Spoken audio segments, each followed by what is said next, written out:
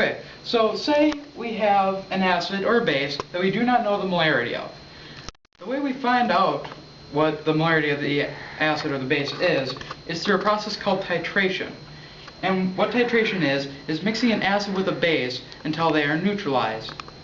And here we see that demonstrated up here on the board. We have an acid plus a base, which will yield a salt and water. And in this instance, our acid is going to be hydrochloric acid. That's the one that we do not know the molarity of. And our base is NaOH. And that one we do know the molarity of in this instance. And that will produce NaCl, sodium chloride, and water. Now, the way we find the molarity of the acid is by using this equation here. Molarity of acid times volume of acid is equal to molarity of base times volume of base. Now we know a couple of these things already. For one, we need to find out molarity of acid, which is multiplied by the volume of acid. In this case, we're going to use about 10 milliliters, which is 0.001 liters, which is equal to molarity of base, which we have already determined by making the base ourselves.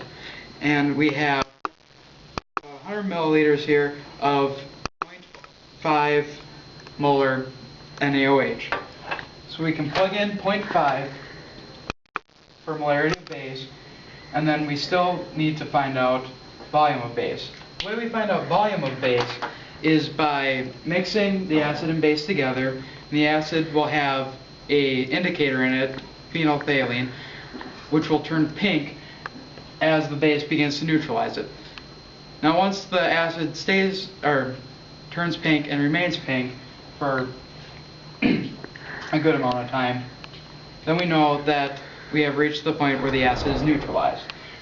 Then we take the reading of the amount of base that we've used, which will be our volume of base in this equation, and then we can plug that in and solve for molarity of the acid.